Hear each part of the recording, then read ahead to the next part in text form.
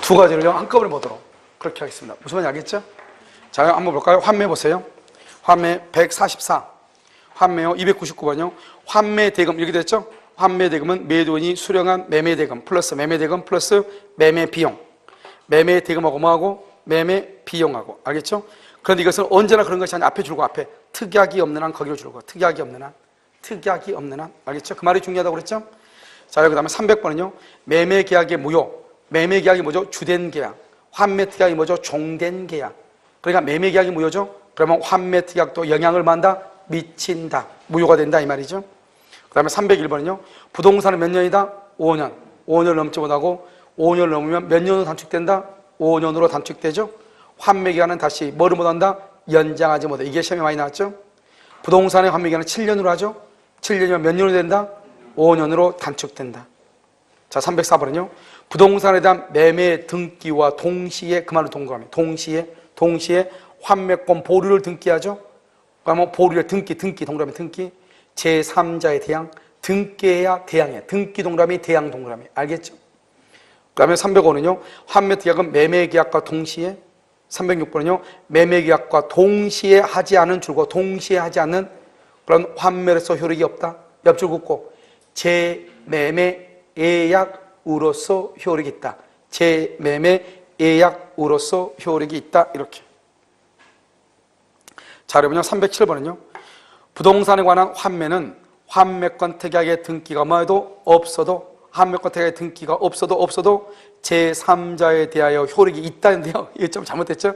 환매권 특약의 등기가 없으면 제3자에 대해서 효력이 없다 그러죠. 없어도가 아니고 없으면 그래야 되겠죠. 없으면.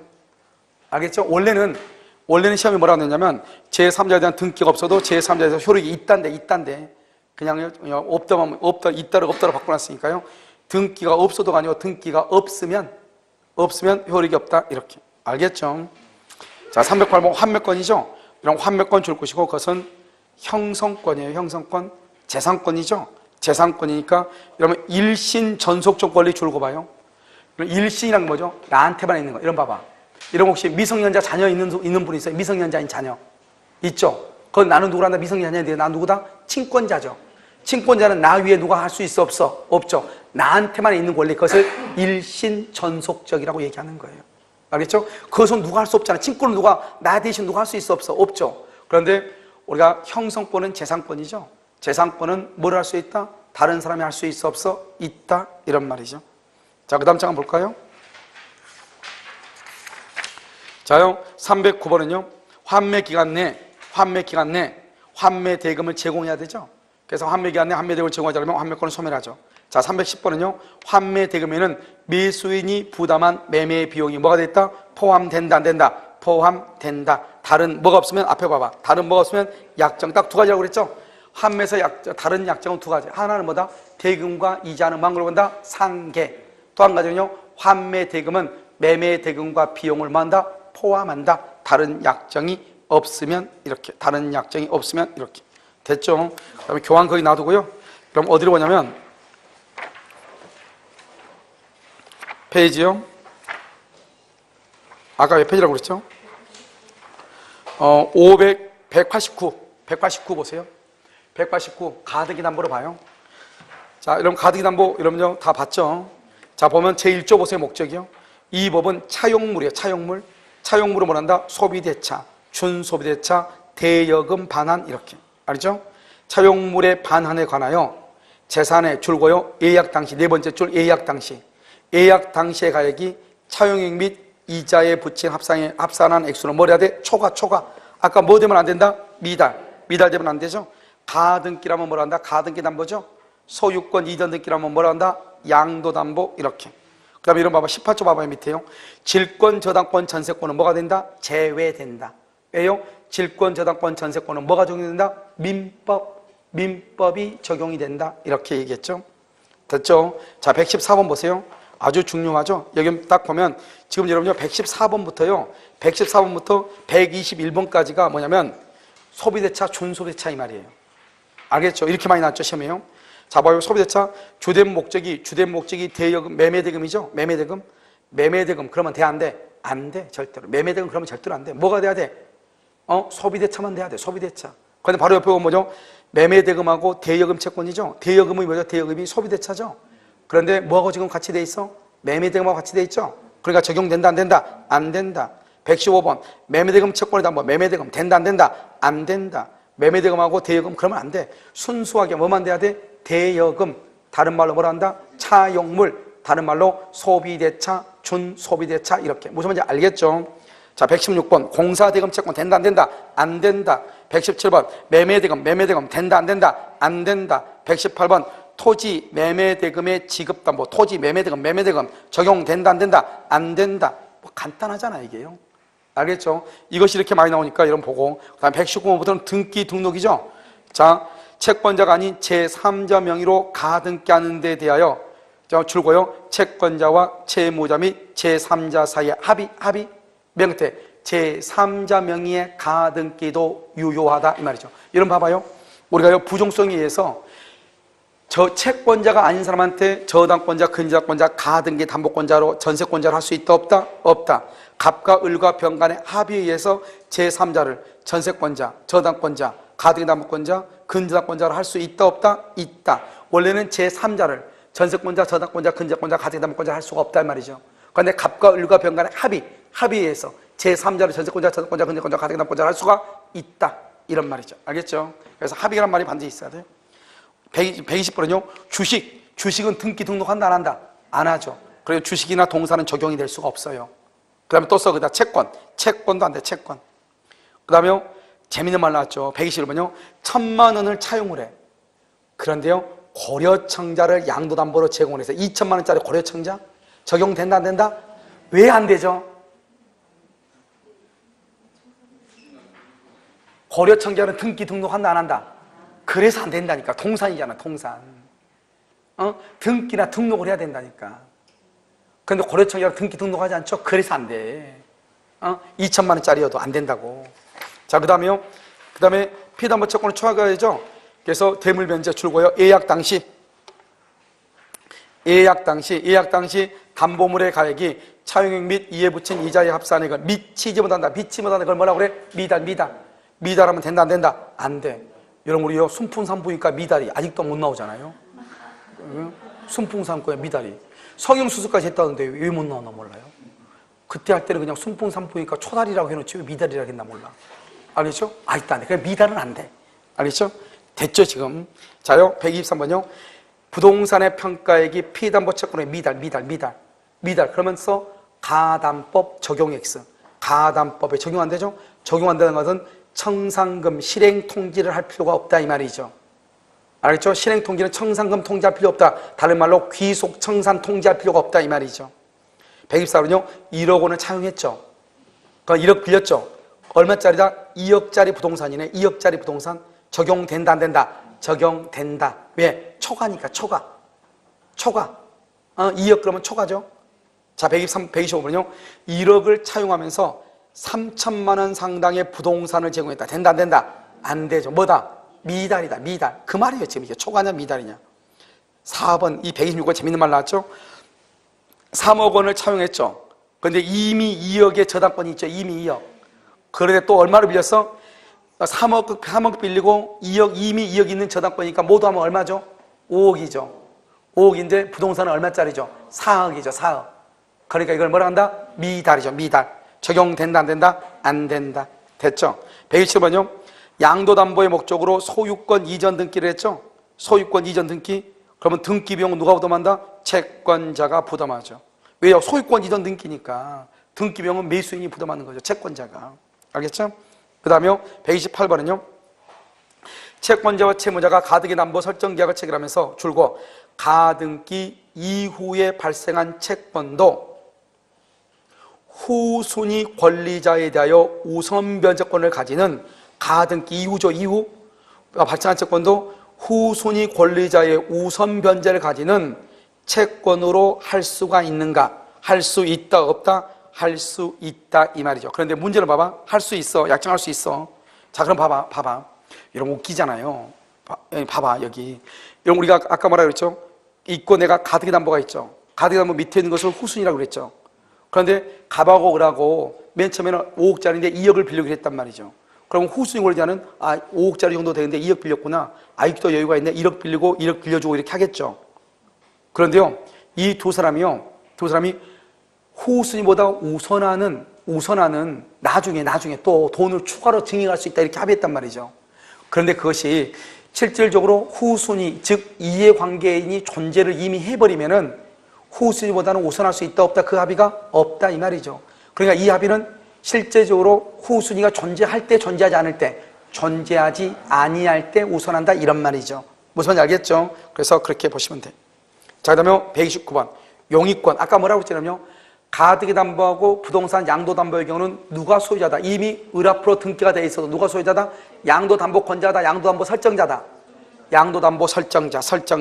사용 수익권은 양도 담보 설정자가 누구다? 소유자죠. 소유자에게 이렇게.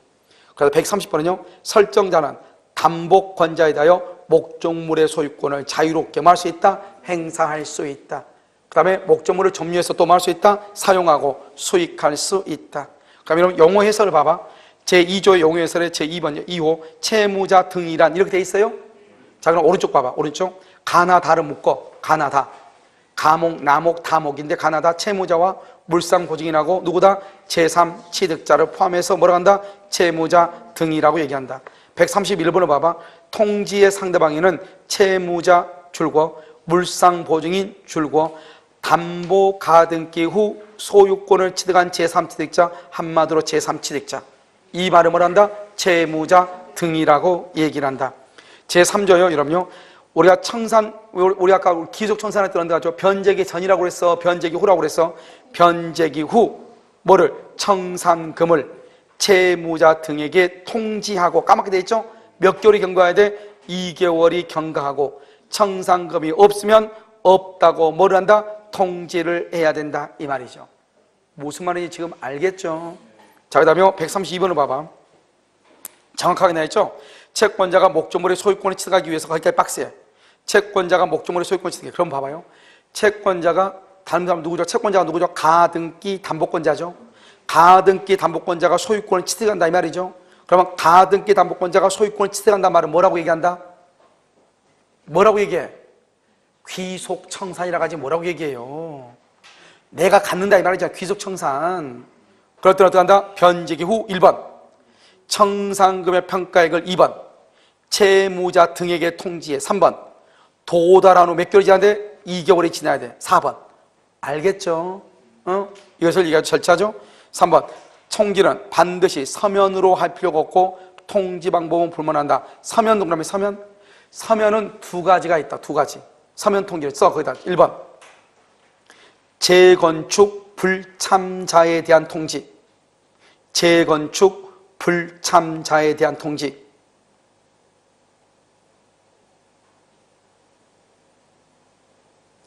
그 다음에 여러분요, 우리가 이제 여러분 지금 아직 여러분들이 지금 우리 안 배웠는데 어디를 잠깐 보냐면 잠깐만 보면 돼요.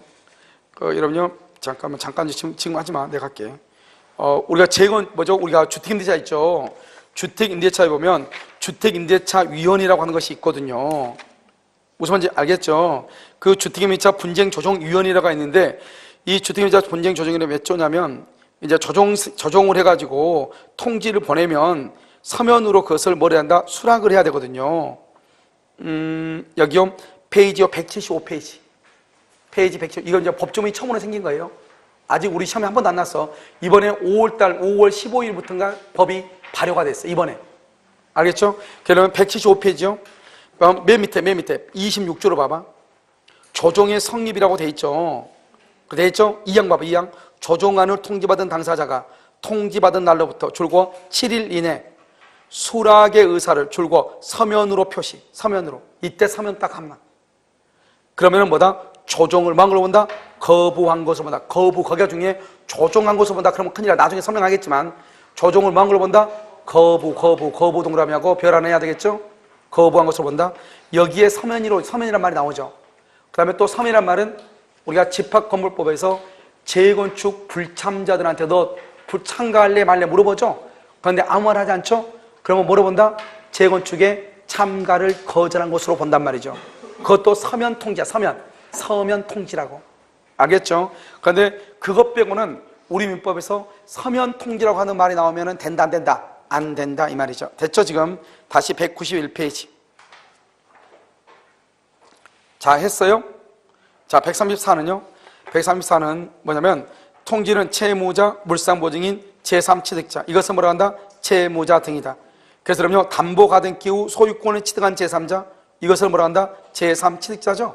모두에게 해야 돼. 모두. 써 거기다가 한 사람이라도 누락되면 무효. 한 사람이라도 누락되면 무효. 이렇게. 자, 135번은요. 실행 통지 상대방이 채무자 등 여러 명이다. 그들 모두에게 통지해야 된다.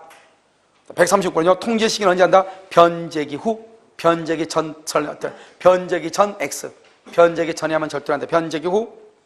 자, 137은요. 채권자가 담보 계약에 따라 적법하게 소유권을 취득하려면 채권자가 소유권을 취득하려면 무슨 청산이다?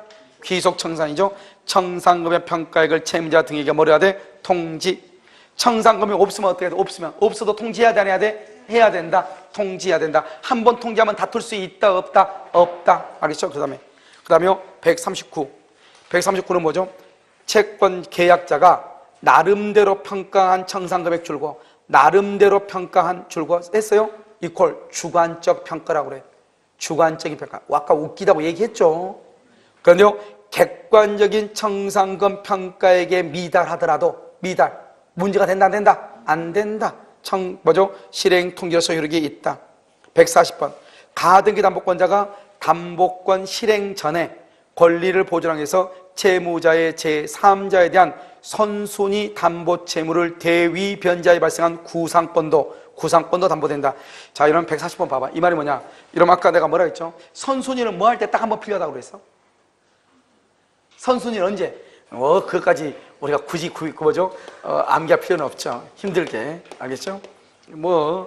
또 가등기 담보죠? 가등기. 여기는 뭐죠? 저당권이죠? 여기는 전세권이죠?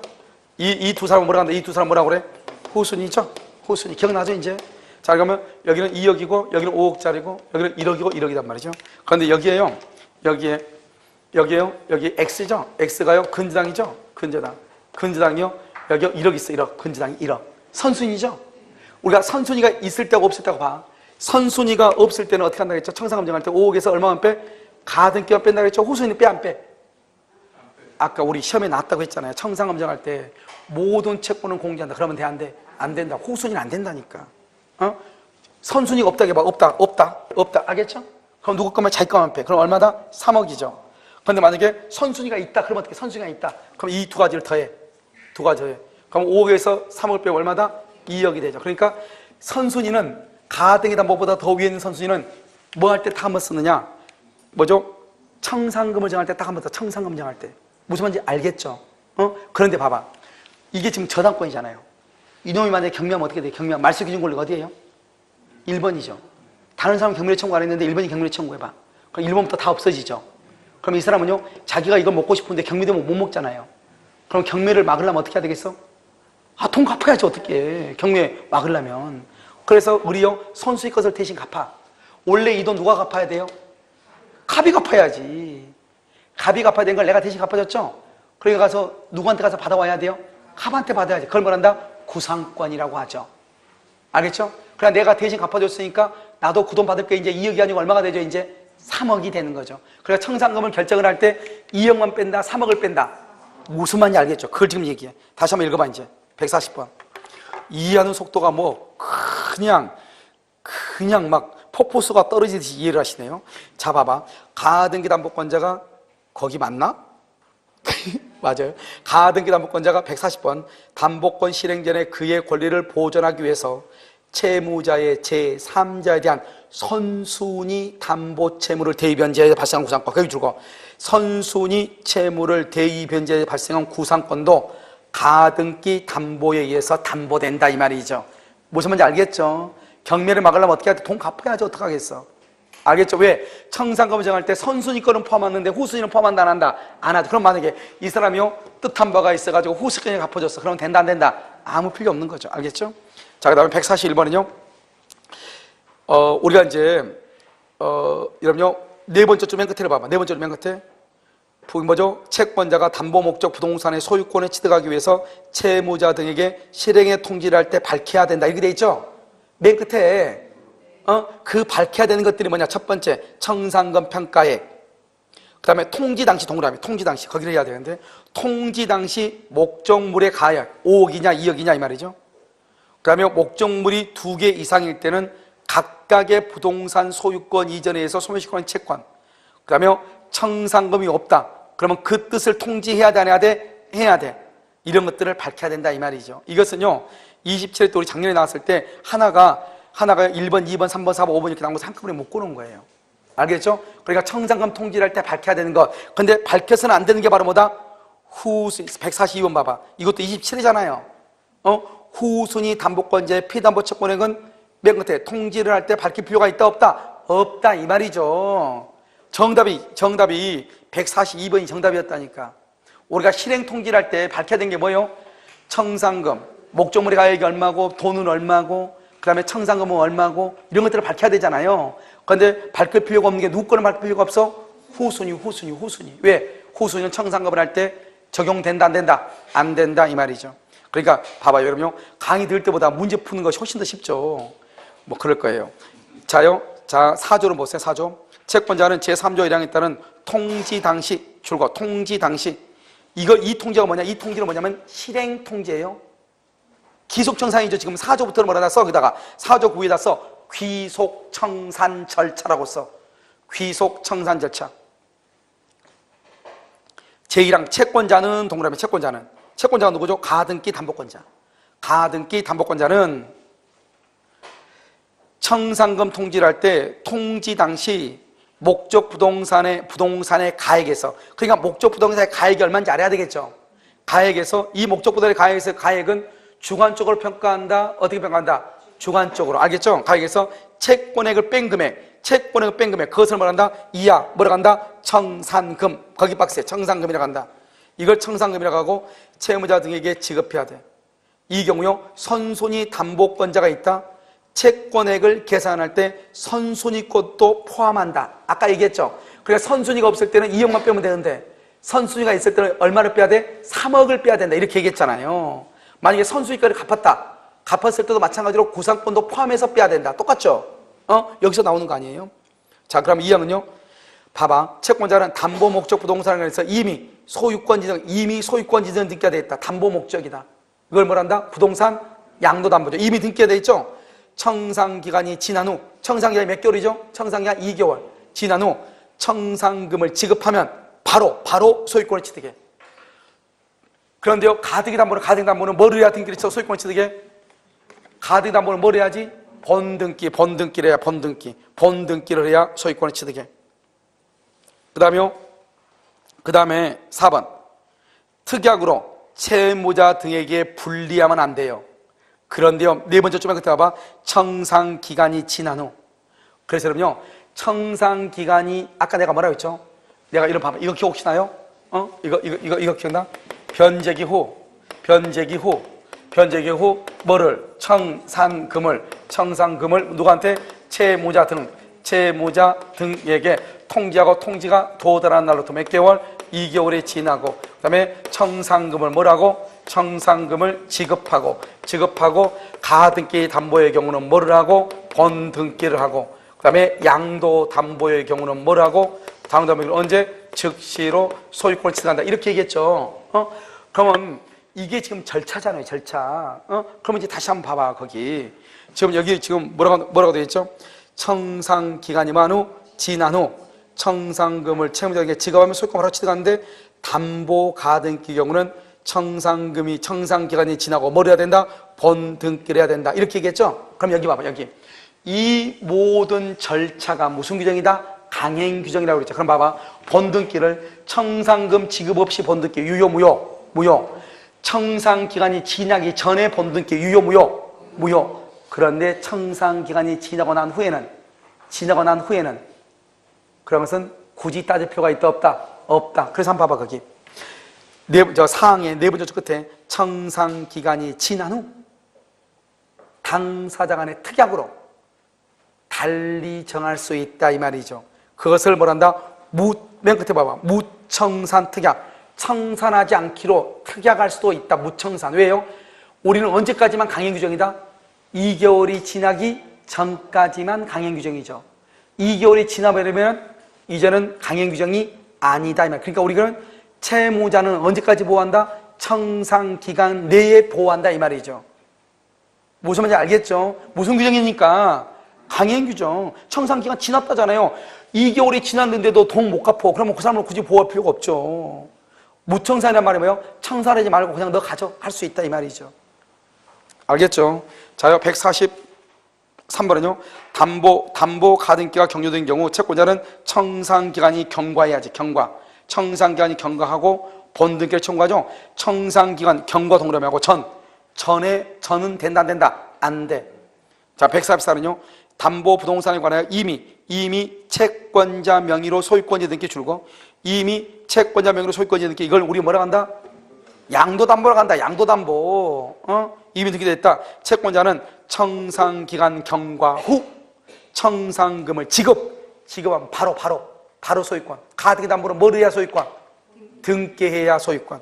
145 다등기 담보권의 사적 실행 박스에 사적 실행을 뭐라 한다? 귀속청산이라고 얘기해. 귀속청산.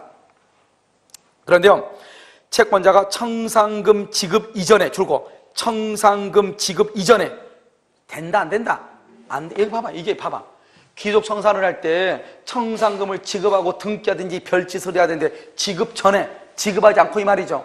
그러면은 그 등기는 효력이 있다 없다? 없다. 무슨 규정?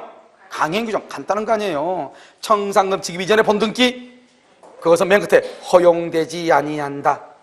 간단하죠. 자 그러면 146 가등기에 담보되는 법률소 등의 절차를 거치지 않고 인생 끝났네. 이 말부터 청산 절차를 거치지 않고 이 말이죠. 유효이다 무효이다. 무슨 규정? 강행 규정. 147 청산금 미지급 청산금 지급 안 했네. 그럼 유효 무효 무슨 규정? 강행 규정. 아까 말했죠. 다시 절차를 거쳤다. 그러면 뭐가 된다? 유효 무효행위 추인이죠. 그 후 절차를 마치면 알겠죠? 유효한 등기가 된다. 무효행위 추인이다. 이런 말이죠. 148 청산 절차를 거치지 않았네. 인생 끝났네. 본등기에도 유효이다 무효이다? 무효. 149 청산금은 실행 통지 당시 목적 부동산의 가액에서 봐봐 모든 채권액을 공제한 차액이 아니다. 원래 문제는 뭐냐? 모든 채권액을 공제한 차액이다 이렇게 나왔어. 뒤에다가 아니다만 붙여서 모든에서 뭐가 빠진다? 뭐가? 후순위 권리자의 채권은 공제하지 않는다 이 말이죠.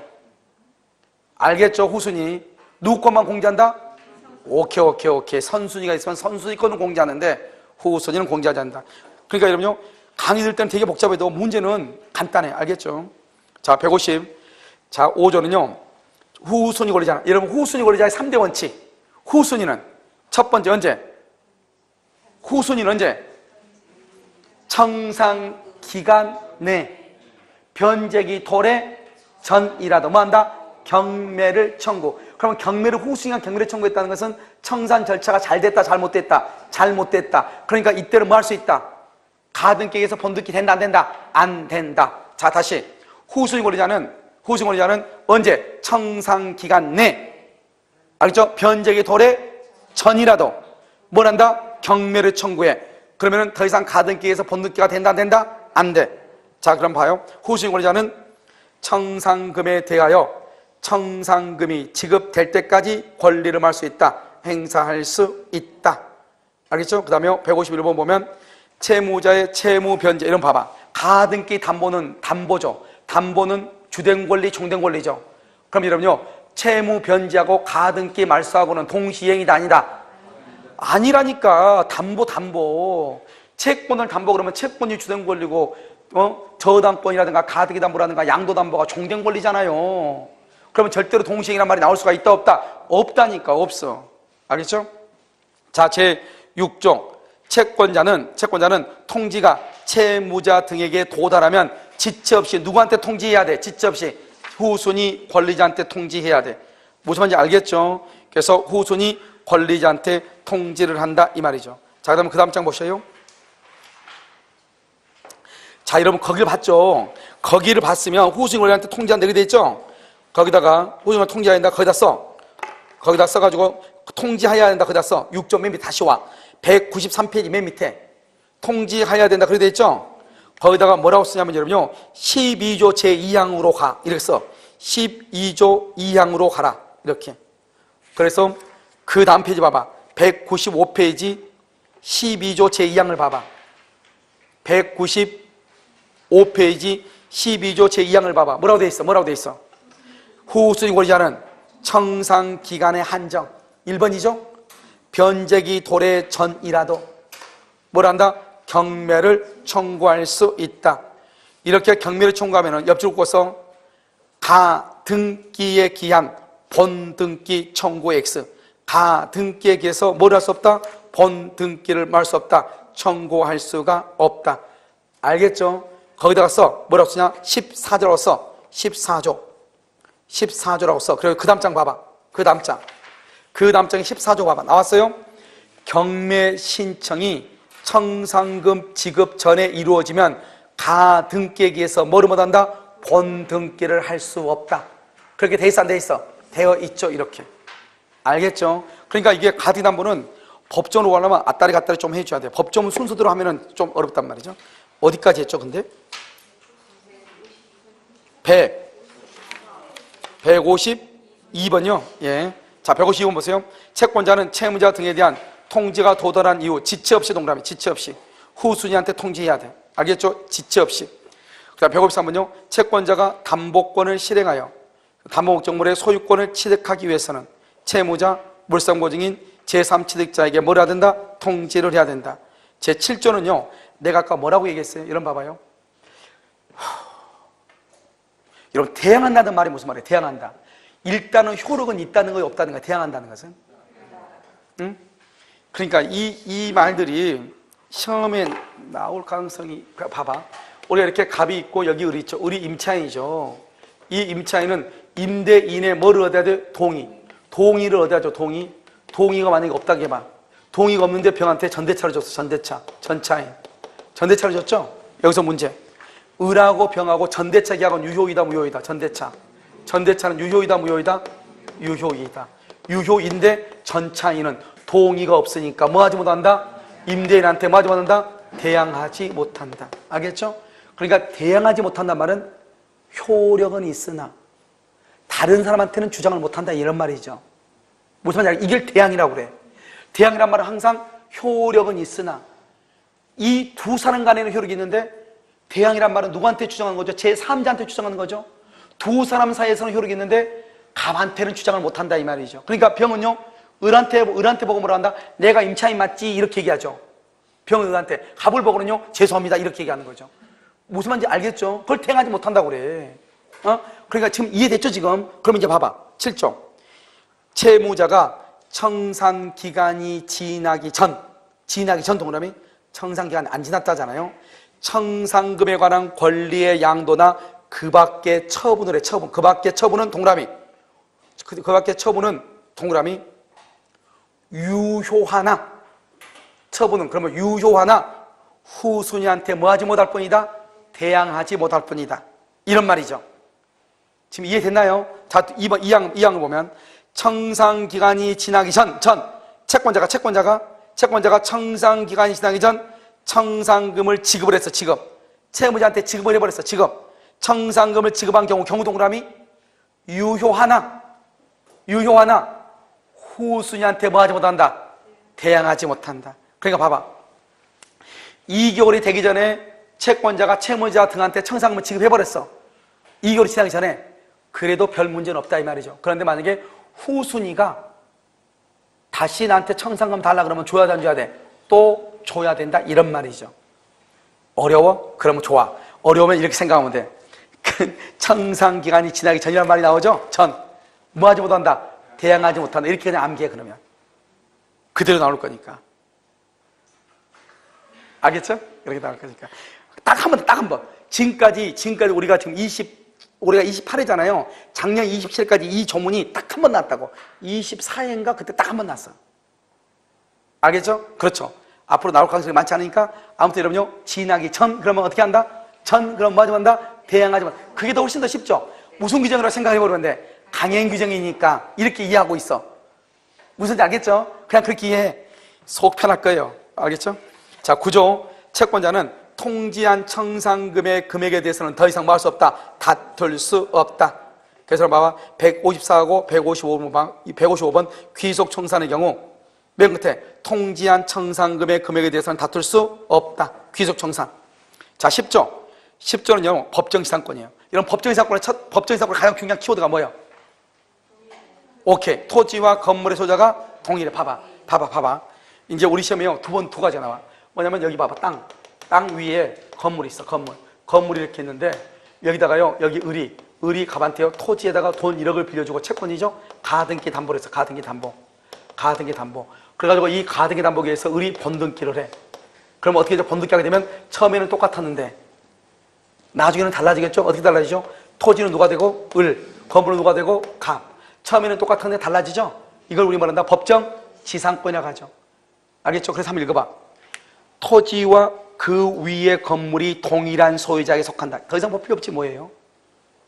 그러고 나서 토지나 건물에 가등기가 있고 가등기에 따라서 본등기가 되면은 그 말은 토지와 건물의 소유가 달라지면 뭘 한다? 지상권이 설정된 것을 본다. 법정지상권이란 말이죠. 그런데 봐봐. 여기 한번 봐봐. 그런데 이렇게 나오면은 간단한데 우리 시험에는 아직 안 나왔는데 다른 국가고 시험에 뭐라 나오냐? 이렇게 나와서 토지에 나대지 토지에 을이 돈 1억 빌려주고 가등기를 했어. 가등기하고 난 다음에 그다음에 이 토지에 건물이 있어. 이렇게 건물이 있죠. 을이 가등기를 해서 돈 빌려주고 가등기 담보. 이런 경우는 법정지상권이 된다 안 된다? 안 된다. 그래서 가등기에서 무슨 등기 한다? 본등기 하죠? 본등기 하면은 저당 잡을 때 가등기 담보할 때 가등기 담보를 아까 내가 뭐가 똑같다고 그랬죠? 저당권하고 똑같다. 그러니까 가등기 담보를 할 때 저당권을 할 때 토지에 건물이 있어 없어? 없죠? 법정지상권 된다 안 된다? 안 된다. 알겠죠? 그러니까 두 가지죠. 토지와 건물의 소유가 동일했다. 토지나 건물에 가등기 담보를 했다. 그래가지고 본등기를 했다. 법정지상권. 토지에만 가등기를 했다. 그리고 난 다음에 건물을 지었다. 그러면 법정지상권이 된다 안 된다? 안 된다. 이렇게. 알겠죠? 간단하죠? 자, 그 다음에 156번. 채무자가 자기 소유 건물을 채권담보의 목적으로 채권자에게 양도한 후 채무 전액을 변제했는데 줄고 채무 전액을 변제 그러면서 채무 전액을 변제 이렇게 돼 있죠?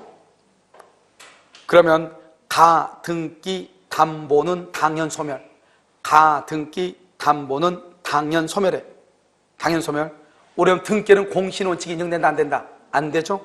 그런데 채권자가요, 그 건물을 제3자에게 또 매도해서 이전 등기 동그라미 이전 등기 써 공신력 인정 X.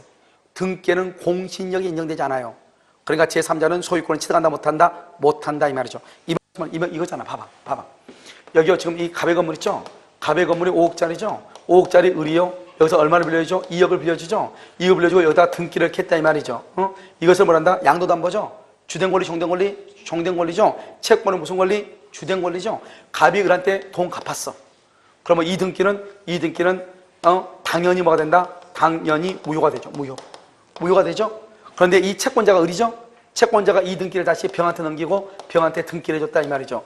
병은 소유자가 된다 안 된다? 소유자가 안 된다 이 말이죠. 안 된다.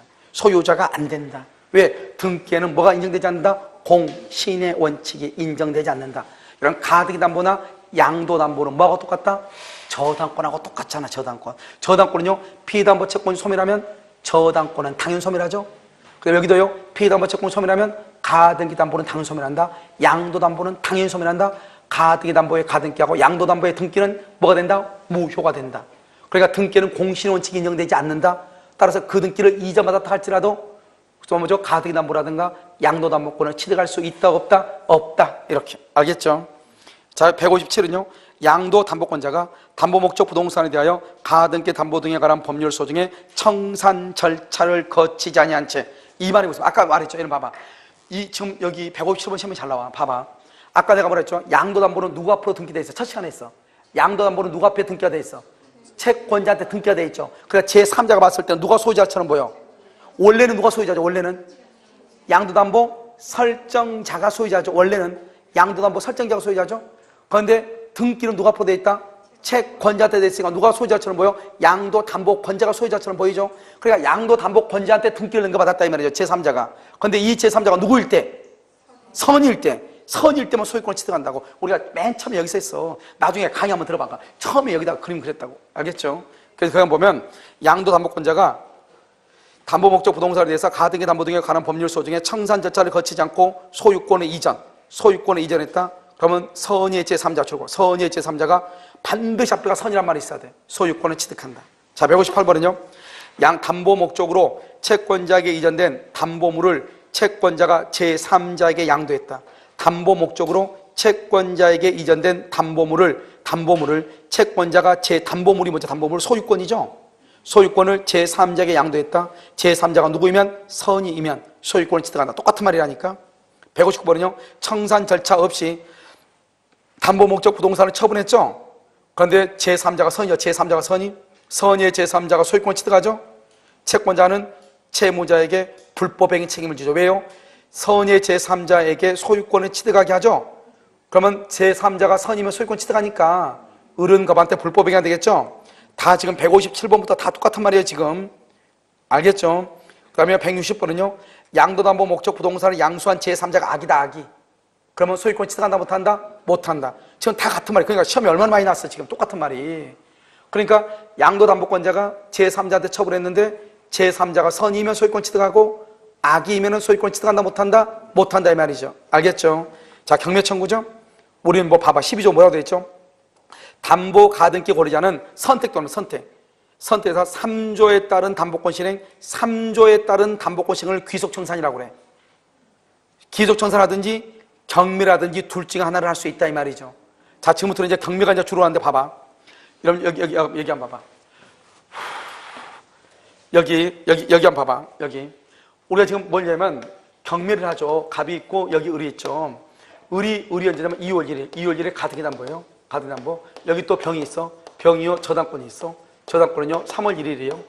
그런데 이 가등기 담보권자가 이 건물이 5억짜리인데 내가 2억을 빌려줬는데 돈을 갚으니까 내가 5억에서 2억을 빼면 3억인데 3억을 주고 내가 소유권 취득하면 좋은데 돈이 없단 말이죠. 그러니까 뭐를 해야 돼요? 경매를 청구해야 되겠죠. 그래서 이 사람이요 언제나 10월 1일 경매를 청구해. 우리가 이 경매를 청구하면은 가등기 담보를 경매를 청구하면 뭐로 보냐? 경매를 청구하죠. 가등기 담보를 저당권으로 봐. 그러면 저당권은 뭐가 있다? 저당권은 우물추가 있죠. 우물추. 우선 변제권이 있고 물상대위가 있고 우선 변제권, 물상대위성, 추구표 이런 것이 있단 말이죠. 저당권은. 그러니까 가등기 담보도 경매가 되면은 저당권으로 바뀌기 때문에 가등기 담보도 우선 변제권이 있고 물상대위가 있는 것이에요. 내 말 지금 됐죠? 그 다음에 가등기 담보는 또 뭐다? 말소 기준 권리야. 말소 기준 권리니까 경매가 되면 당연히 뭐가 된다? 소멸한단 말이죠. 됐죠? 그런데 문제는 뭐냐? 가등기 담보는 경매를 하면은 저당권으로 보죠? 언제부터 저당권으로 보냐 하면 언제부터 저당권으로 봐? 2월 1일부터 저당권으로 본다. 3월 1일부터 저당권으로 본다. 10월 1일부터 저당권으로 본다. 언제부터 저당권으로 봐? 그럼 생각을 해봐. 내가 가만히 있으면 가등기 담보가 1번인데 경매 청구하면 10월 1일 2번보다 더 늦게 된다. 그러면 내가 왜 경매를 청구하겠어? 경매를 청구하면 가등기 담보는 저당권으로 보는데 순서는 언제부터? 가등기 담보가 설정될 때부터. 그래야지 내가 계속 1번으로 있죠. 자, 그럼 봐. 어디로 보는 거죠? 12조 제1항 담보 가등기 권리자는 선택에 따라서 3조에 따른 담보권을 실행하거나 경매를 청구할 수 있다. 이 경우 경매에 관해서 담보 가등기 권리를 뭐로 본다? 저당권으로 본다. 이렇게 됐죠? 자요 13조요 우선 변제권이죠. 강제 경매 등이 개시된 경우에 담보 가등기 권리자는 뭐가 있다? 우선 변제를 받을 권리가 있다. 왜요? 담보 가등기를 뭐로 보니까? 저당권으로 보니까. 그 다음에 중요한 것은 세 번째 조면 끝에 담보 가등기를 마친 때 뭐가 있는 걸 본다? 저당권이 있는 것을 본다 이 말이죠. 당연하겠죠. 자, 161은요. 담보가등기 권리자는 일정한 요건 아래 소유권을 취득하거나 경매를 청구할 수 있다. 일정한 요건 아래 소유권 취득 줄거봐. 그 일정한 요건을 뭐라 한다? 귀속청산이라고 그래. 알겠죠? 무슨 청산? 귀속청산. 경매 청구 줄거봐. 경매 청구를 뭐라고 한다? 공적 실행이라고 얘기해요. 공적 실행. 알겠죠? 그래서 가등기 담보권자는 가등기 담보의 채권자는 귀속청산과 처분 정상 중 하나를 할 수 있다. 선택할 수 있다. 처분이 뭐죠? 처분? 판다 이 말이죠. 이걸 달말 뭐라고 그래? 경매라고 얘기해. 경매. 자, 161은요. 담보 가등기 권리자는 반드시 청산 절차에 의하여 담보권의 실행 거기까지 줄거봐. 청산 절차에 의하여 담보권의 실행 이퀄 귀속청산이라고 그래. 반드시 귀속청산을 할 필요가 있다 없다? 없다. 뭐로 할 수 있다? 경매할 수도 있다.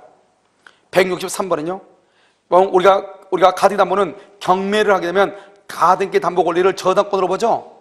그런데 가등기 담보권의 실행을 경매에 의할 필요는 있다 없다? 없다. 뭐도 할 수 있다? 귀속청산. 똑같은 말이죠. 지금 똑같은 말. 164.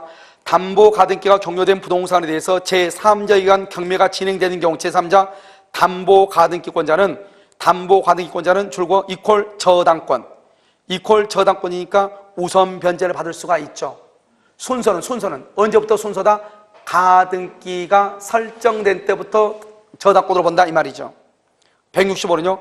담보 가등기 권리자는 경매를 청구할 수 있고 이때요 가등기 담보를 뭐로 본다? 저당권으로 본다. 166. 담보 가등기 후 저당권자는 뭐라고? 이런 말이 어려워. 담보 가등기 후 저당권자가 누구예요? 후순위 권리자. 후순위. 담보 가등기 후 저당권자는 누구라고 그래? 후순위 권리자는 청산기간 내 변제기 도래 전이라도 뭘 할 수 있다? 경매를 청구할 수 있다. 알겠죠? 그러니까 이런 봐봐. 우리가 후순위 권리자 말을 하지 않아도 담보 가등기 후 저당권자, 전세권자를 후순위 권리라고 그래. 담보 가등기 후 저당권자, 전세권자, 가등기 담보권자를 후순위 권리자라고 그래. 그런데 시험에 나올 때 뭐라고 나오냐? 담보 가등기 후 저당권자, 담보 가등기 후 전세권자 이렇게 나올 거예요. 그러면 그 사람은 뭐라 한다? 후순위라고 하죠. 후순위는 3대 요소. 첫 번째, 청산기간 내 변제기 도래 전이라도 경매를 청구해. 그러면 번등기 할 수 있다 없다? 없다. 이렇게. 자, 그 다음에 경매 신청했죠. 167번. 후순위 담보권자의 167. 경매 청구가 청산금을 채무자 등에게 지급하기 전에 이루어지면 번등기를 할 수 없다. 청구할 수 없다. 115조를 봐봐요. 강제 경매 등이 행해지죠. 담보 가등기 권리는 그 부동산의 매각에 의해서 뭘 한다? 소멸. 매각을 하죠? 경매라고 얘기해. 그 다음에 여러분요. 마지막으로 이제 16조인데 봐봐. 여러분요. 이게 이제 여러분 뭐냐면 이걸 얘기해. 봐봐. 시간 다 끝났으니까 봐봐. 뭐 다 끝났으니까요. 우리가 여러분요. 가등기는 두 가지가 있어요. 가등기는 뭐냐면 담보 가등기가 있고 담보 가등기, 순위 보존적 가등기 두 가지가 있어요. 이 담보 가등기는 경매가 되면 뭐로 본다? 경매가 되면 저당권으로 보죠. 저당권으로니까 저당권으로 보면 여기서 뭘 해야 돼요? 우선 변제를 해야죠. 우선 변제권을 행사하려면 어떻게 해야 돼요? 우선 변제권을 행사하려면 원금이 얼마인지 360조. 그 다음에 이자가 있는지, 위약금이 있는지, 지연 이자가 있는지, 지연 이자가 몇 년 보이다? 1년 보. 뭐 이런 것들이 있어야 돼요? 없어야 돼? 있어야 돼요. 이런 것이 있는지 없는지 알아야 돼? 몰라야 돼? 알아야 되겠죠. 그 다음에 순위 보존적 가등기는 그런 거 필요 있어 없어? 없죠. 순위 보존적 가등기는 매매 예약인지 또는요 증여 예약인지 이거 알 수가 없단 말이죠. 교환 예약인지 이렇게 뭐 때문에 가등기냐 이걸 알아야 되잖아요. 그런데 2011년 10월 13일인가? 10월 13일 그 이전에는 그냥 가등기라고만 써서 가등기, 등기부에다가. 그러니까 이놈의 가등기가 순위 보존적 가등기인지 담보 가등기인지 알 수가 없는 거예요. 그런데 이후에는 어떻게 했냐? 이후에는 반드시 등기를 할 때 등기부에다가 반드시 등기할 때 순위 보존적 가등기다, 담보 가등기다 이렇게 딱 구별해서 쓰도록 돼 있어. 그런데 이 이전 것은 그냥 등기부에 가등기만 돼 있으니까 무슨 가등기인지 모르는 거예요. 그러니까 담보 가등기냐 순위 보존적 가등기를 어떻게 구별하냐? 혹시 이런 거 들어봤나 몰라? 당사자의 의사표시를 해석한다. 그 말이 무슨 말이냐? 물어보는 거죠. 너 가등기 했는데 뭐 때문에 가등기 했어? 돈 빌려주고. 그러면 담보 가등기. 이해됐나요? 돈 빌려줬으니까. 뭐 때문에 가등기했어? 매매 계약하고 가등기. 아, 그러면 뭐 순위 보존적 이렇게 구별을 했다니까. 그걸 물어봐야 되는 거예요. 왜냐면 가등기라고만 돼 있으니까 뭔지 모르니까. 그런데 이 2011년 10월 13일인가 이후부터는 뭐라고 되냐? 반드시 할 때 뭐라고 되냐? 가등기를 분명히 쓰도록 돼 있어. 뭐라고? 담보 가등기다. 그 다음에 뭐라고? 순위 보존적 가등기다. 이렇게 쓰도록 돼 있어. 여러분요, 어디가 나오냐면, 어차피 여러분 망치 몸이잖아요. 여기 아니다. 내가 그냥 읽어줄게.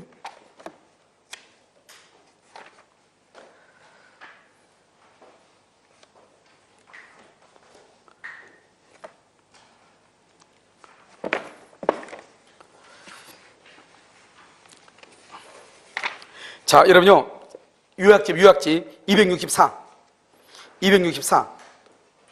2011년 10월 14일 맞네요. 264 맨 위에, 264페이지 맨 위에 잠깐 보면 뭐라고 되어 있죠? 거기 보면 옛날에는 이제는 가등기 신청을 할 때 뭐라고 쓰냐? 세 번째 좀 봐봐. 소유권 이전 담보 가등기, 저당권 이전 담보 가등기 이렇게 기재를 하고, 순위 보존적일 때는 뭐라고 쓴다? 소유권 이전 청구권 가등기 이렇게 기재하도록 반드시 2011년 10월 13일부터. 그런데 그 앞으로 와봐. 앞에 장으로 264 맨 끝에 담보 가등기냐 아니냐 하는 것은 옛날에는 어떻게? 옛날에는 그냥 가등기가 담보 가등기인지 아닌지는 알 수가 없다고. 알 수가 없으니까 어떻게 한다? 맨 끝에 당사자의 의사 해석에 따라서 결정할 문제라고 그랬어. 그 말이 무슨 말이냐? 봐봐. 2011년 10월 13일 이전에는 그냥 뭐라고 썼다? 가등기라고 썼다고. 그러니까 이놈의 가등기가 담보 가등기인지 순위보존적 가등기인지 알아 몰라? 모른다고. 그런데 2011년 10월 13일 이후부터는 아까 그 뒤에 264페이지 그 뒤에 보면 뭐라고 쓴다? 저당권 이전의 담보 가등기 또는요 소유권 이전 청구권 가등기 이렇게 쓰라고 구별해서. 그러니까 이제부터 등기한 가등기는 무슨 가등기인지 구별이 되겠죠. 근데 그 전에 가등기는 구별이 돼? 안 돼? 안 되죠. 구별이 안 되는데 경매가 딱 들어온 거예요. 경매가. 그럼 경매가 들어오면 이놈의 가등기가 무슨 가등기인지 알아야지. 담보 가등기면은 우선 면적 돈이 얼마인지 알아야지 돈을 주고, 순위 보존적 가등기면은 말소기준 권리보다 위에 있는 가등기는 존속하고 말소기준 권리보다 밑에 있는 가등기는 소멸하고 이렇게 할 거 아니에요. 그러니까 이제 경매가 딱 들어오면 법원이 물어보는 거예요. 너 가등기가 무슨 가등기냐 이렇게. 내 말 지금 이해됐나요? 그래서 지금부터 여기 이제 법조문 봐. 법조문 이게 천재 어디로 보자면 196페이지 거기요 1호하고 2호로 봐봐. 경매가 되면은 해당 가등기가 만약에 담보 가등기다. 그러니까 언제를 얘기하는가? 2011년 10월 13일 이전을 얘기하죠. 지금 너가 만약에 담보 가등기면은 그 내용하고 채권하고 원금하고 금액이 얼마인지를 법원에다가 신고를 해달라 이 말이죠. 만약에 너가 담보 가등기가 아니다 그럼 뭐예요? 손익보존적 가등기죠. 그러면 너가 뭐 때문에 해당 내용이 뭐죠? 해당 내용이 매매를 했냐, 증여를 했냐, 교환을 했냐 그것을 알려달라 이 말이죠. 여러분 지금 이해됐나요 지금? 이렇게 한다 이 말이죠. 그런데 봐봐 2번 봐봐 2항 만약에 채권을 신고를 한 경우에만 배당받을 수 있어. 그럼 반대로 해서 가면 봐봐. 채권 신고하라고 했는데 신고 안 하면 배당 받아 못 받아? 못 받는다니까. 이 말이 중요하다고. 그러니까 만약에 너가 담보 가등기면 담보 가등기라고 신고를 해야 돼. 원금이 얼마고 이자가 얼마라고. 그러면 우리가 저당권으로 보고 순서에 따라서 배당을 해주는데 너가 만약에 채권 신고를 하지 않으면 배당해준다 안 해준다? 안 해준다. 이 말 중요하다. 시험에 나왔다니까. 문제 봐봐 밑에 168 담보 가등기인지 여부는 뭐에 의해서 결정한다? 당사자의 의사 해석. 알죠? 의사 해석. 그런데 맨 끝에 봐봐. 여기도 있네. 2011년 10월 13일부터 시행한다. 이렇게 돼 있죠? 2011년 10월 13일부터는 이제는 딱 구별해서 하니까 문제가 안 되는데 그 전에 있는 것은 아직도 이렇게 한다 이 말이죠. 자, 그 다음에 169 담보 가등기가 경료된 부동산에 대해서 경매 개시 결정이 있으면 법원은 담보 가등기 권리자에게 가등기의 목적 및 채권 전부 그 다음에 원인 이것을 신고하도록 최고하고, 그 다음에 170번 채권 신고를 하지 않죠? 신고를 하지 않으면 배당받을 수 있다 없다. 알죠? 채권 신고하면 배당 못 받아. 그 다음에 아까 뭐랬어? 이런 봐봐. 청산 절차가 되기 전까지, 끝나기 전까지는 누가 소유자다? 양도담보. 누가 소유자? 양도담보 설정자. 채무자가 소유자죠? 채무자가 목적물을 점유해서 사용하고 수익하고 과실 수취하죠? 청산 절차가 끝나면 누구한테 간다? 채권자에게. 그게 바로 마지막 문제예요. 청산 절차가 종료한다. 과실 수취권을 포함한 모든 권리가 누구한테 간다? 채권자에게 간다. 이렇게. 알죠? 이것을 여러분요, 가등기 담보라고 하고. 여러분요, 가등기 담보는 설명할 때 너무 힘들지만 이것은 환매하고도 연결되고 이렇게 연결되니까 이렇게 기니까 그런데 중요한 것은 가등기 담보 여러분 딱 한번 들어보면 알겠지만 한 번 딱 듣고 조금만 여러분들이 한 번만 더 책을 보거나 강의를 한 번만 들으면 무슨 말인지 금방 알 수 있어요. 이게 이제 특별법의 특징이에요. 나중에 여러분요, 특별법을 한번 쭉 한번 다 보겠지만 특별법은 강의를 한번 딱 듣잖아요. 그럼 문제가 안 풀리는 게 거의 없어요. 그러니까 특별법 6문제를 무조건 맞춰야 된다. 이 연사가 외치는 게 그거다 이 말이죠. 무슨 말인지 알겠죠? 가등기 담보가 되게 복잡해 보이지만 이제 한번 딱 들었잖아요. 그래서 굳이 책을 보지 않아도 알겠죠? 여기에 있는 문제 있죠? 이 문제만 한 번씩 보면서 아, 그 말이 무슨 말이다 알면 된다 이 말이죠. 이해되셨죠? 오늘 강의는 여기까지 하도록 하겠습니다.